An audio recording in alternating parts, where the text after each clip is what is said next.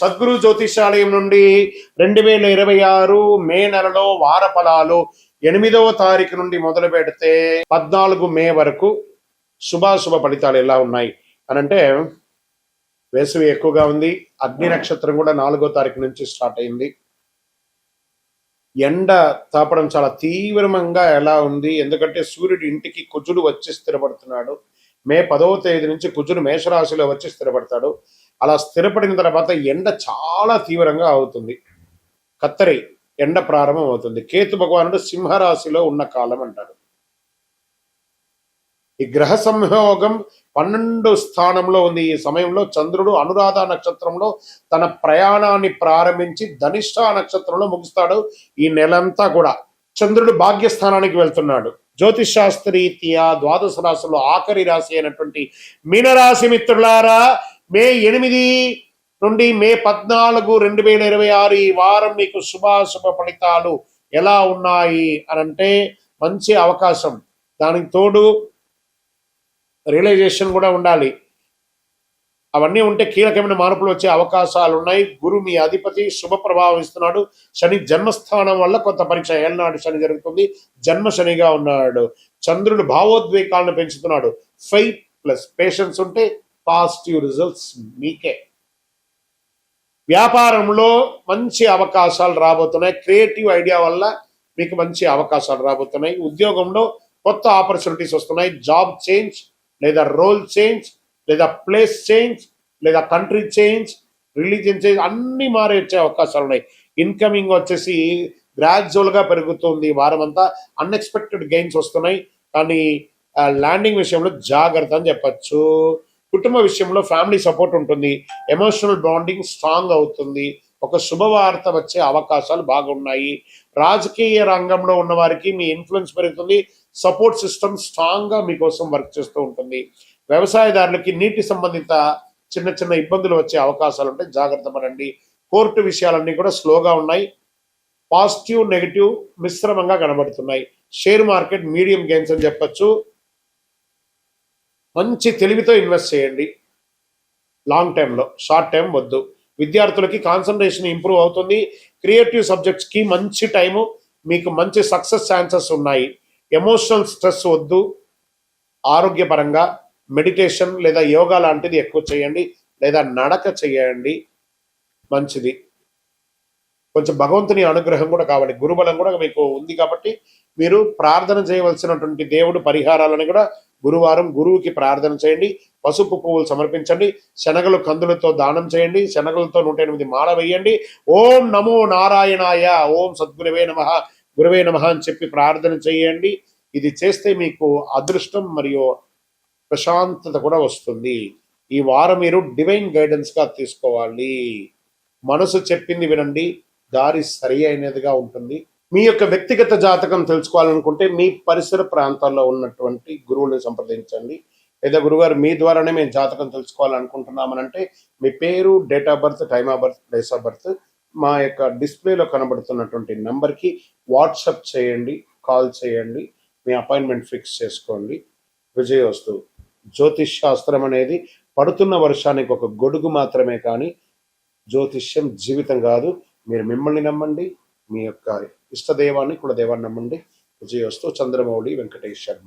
రానున్న జూన్ 2వ తారీఖున గురు పెయర్చి అంటారు, అంటే గురు అతిసారం.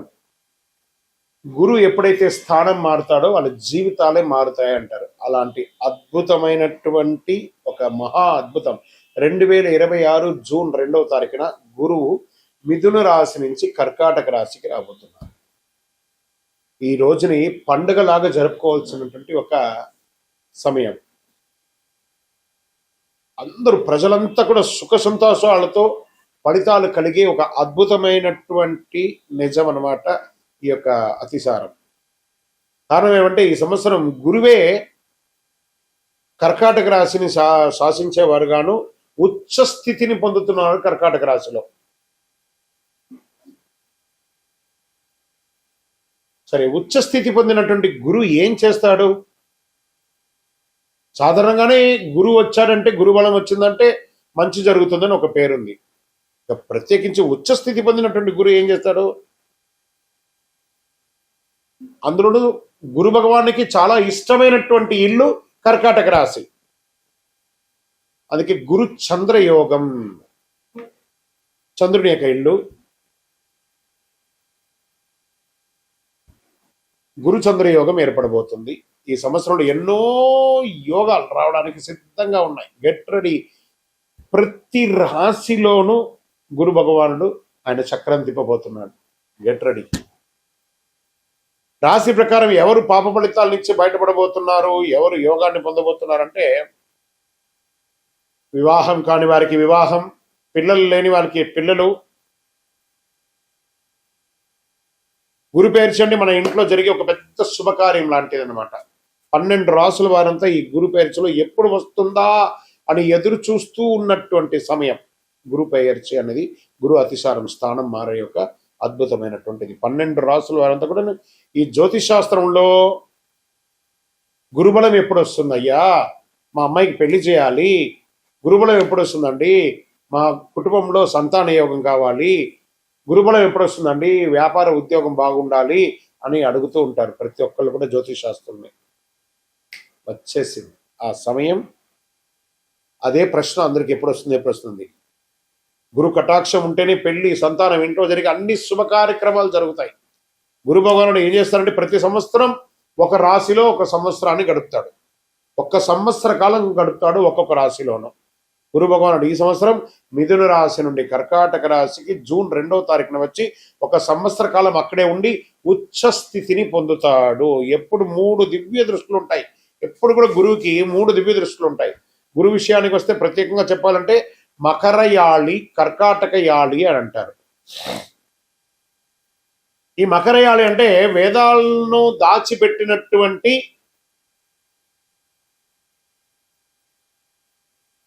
స్థలం అని కూడా అర్థం. హిరణ్యాక్షుడు అనే రాక్షసుడు ఏం చేశారంటే వేదాలను తీసుకెళ్లి భూమిని కూడా తీసుకెళ్లి భూమాతను దాచిపెట్టేశాడు. పురాణంలో చెప్పబడుతుంది మకరయాళిలో. ఆ వేదాలను దాచిన స్థలాన్ని మకరయాళి అని, వేదాలను వెలుగులోకి తీసుకొచ్చినటువంటి దాన్ని కర్కాటక యాళి అని అంటారు. అదే కర్కాటక రాశి. అందులోనే గురు భగవానుడు ఇప్పుడు రాబోతున్నాడు. అంటే ఏదైతే నష్టం ఉందో దాన్ని బయటకు తీసుకొచ్చేది ఎవరైనా ఉన్నారంటే అది కర్కాటక రాశి. ఆ కర్కాటక రాశిలోని గురు భగవానుడు రాబోతున్నాడు.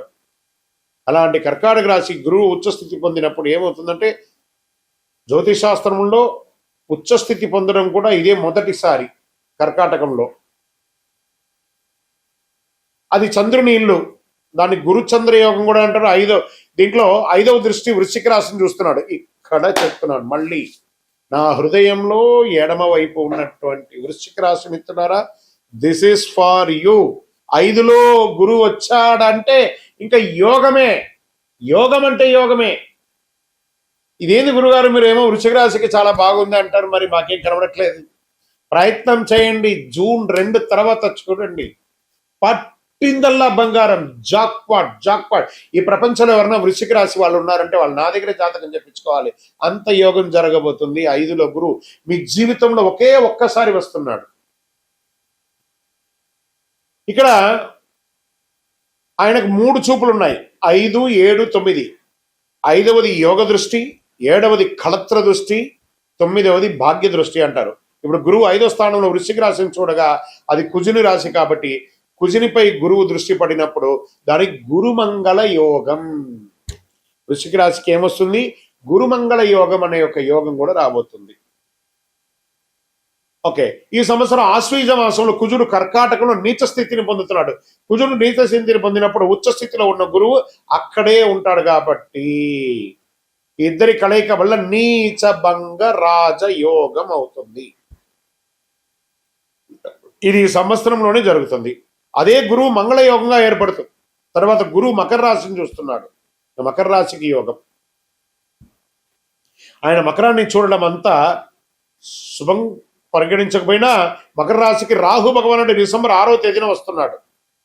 అప్పుడు గురువు ఆ మకరంలో ఉన్న రాహును చూస్తాడు కాబట్టి ఏమవుతుందంటే గురు చండాల యోగం అంటున్నారు. ఖచ్చితంగా నోట్ చేసుకోండి అందరు కూడాను. పేపర్ పెన్ నోట్ చేసుకోండి. నా యొక్క వీడియో ఫుల్ ఎవిడెన్స్ విత్ ప్రూఫ్తో నేను మీకు ఇస్తున్నాను. గుర్తుపెట్టుకోండి, ఇది చాలా అద్భుతంగా ప్రిడిక్ట్ చేసి ఇవ్వబడింది. నోట్ చేసుకోండి. ఇప్పుడు ఈ రాశి యొక్క 12 రాసుల్లో కొంతమందికి గురు చంద్రయోగం, గురు మంగళ యోగం, గురు చండాల యోగం అంత అద్భుతంగా ఉండబోతుంది. తర్వాత ఇదే గురువు శనిని చూడడం ఇదే మొదటిసారి. శని భగవాన్ని చూస్తున్నాడు. శని తన పనిని తాను చేసుకోబోతున్నాడు. కష్టాలు పెట్టడం శని పని, మంచి చేయడమేమో గురు పని. మంచి చేసే గురువు కష్టాలు పెట్టే ఆ శనిని మొదటిసారిగా చూస్తున్నాడు. ఎవరికి ఏం చేయొద్దయా శని భగవానుడు, పోని పాపం అందరూ బాగుండాలయ్యా, ఈ ఒక్క సంవత్సరం వాళ్ళందరికీ కొంచెం కష్టాల నుంచి కొంచెం కడతీర్చు అని గురు భగవానుడు శని భగవానుడికి రికమెండ్ చేస్తున్నాడట. ఇందరికి ఈసారి మనం అందరం మన ఇద్దరం కలిపి అందరికి మంచి చేసి వెళ్ళిపోద్దాం అని గురు భగవానుడు శని భగవానుడికి రికమెండ్ చేసి ఒక అద్భుతం, ఒక భావంలోకి వచ్చినట్టుంది కదా ఇది. గురు భగవానుడు శనిని చూడగానే ఏమవుతుందంటే శని తన విషపూరితమైనటువంటి దృష్టిని తగ్గించుకుంటారు. నాకు శని పట్టింది, ఏళ్ళనాడు శని పట్టింది, అర్ధాష్టమ శని పట్టింది, అష్టమ శని పట్టింది, కంఠ శని పట్టింది, జన్మ శని పట్టింది, పాద శని పట్టింది ఎప్పుడు భయపడుతూ ఉంటారు కదా. గురువు యొక్క చూపు శని మీద పడగానే ఆ వీక్షణ కాస్త తగ్గుతుంది. గురు భగవానుడు శనిని చూడడం ఏమవుతుందంటే తన విషపూరితమైన దృష్టి తగ్గించుకుంటాడో అవన్నీ అద్భుతాలు ఈ సంవత్సరంలో జరగబోతున్నాయి. అది అన్నిటికంటే ఇంకా గొప్ప విషయం ఏమిటంటే ఒకవైపు మకరంలో రాహు వస్తుంటే సింహంలో ఉన్న కేతు కర్కాటానికి వస్తున్నాడు. ఈ డిసెంబర్ 6వ తేదీన వస్తున్నాడు. ఎప్పుడు గురువు కేతు సంబంధం ఏర్పడుతుంది. గురుకేతు సంబంధం అంటే ఏంటి? కోటీశ్వర యోగం అంటారు. చూడండి గురువుతో ఎన్ని రాసులు కలుస్తున్నాయి. అప్పుడు కోటీశ్వర యోగం. మళ్ళీ రాసుకోండి, గురుచండాల యోగం, గురుమంగళ యోగం, గురుచంద్ర యోగం, అలాగే కుజుడి వల్ల నీచభంగ రాజయోగం. ఇవన్నీ మీకు ఇవ్వగలిగింది ఒక్క గురువు వల్ల మాత్రమే అవుతుంది. ఇది సాధారణ గురువు కాదండి ఇప్పుడు వచ్చేది. ఉచ్చస్థితి పొందిన గురువు. ఆలోచించండి ఎంతమందికి ఏమేమి జరగబోతుందో. ఇవన్నిటికంటే ఇంకా గొప్ప విషయం ఏంటంటే ఈ సంవత్సరం పేరు శ్రీ పరాభవనామ సంవత్సరం. దానికి రాజు మళ్ళీ గురు. గురువే రాజుగా ఉన్నాడు. గురు అతిసారం అవుతుంది. ఎంత మంచిది చూడండి. ఈ సంవత్సరానికి రాజువే గురు. అంటే ఈ పదవి ఆయనదే. ఇప్పుడు గురువు సంవత్సరం ఇన్ఛార్జ్గా కూడా ఆయనే ఉన్నాడు. అలాగే రాసులన్నిటికీ ప్రధాన నాయకుడుగా కూడా రాజువే గురువే ఉన్నాడు. ఆయన అనుకున్నదంతా సాధిస్తాడు. ఏం సాధిస్తాడంటే అదే నేను మొదలే చెప్పాను కదా మీకు, ఎవరికైతే గురుబలం లేకపోతే వారికి గురుబలాన్ని ఇస్తాడు.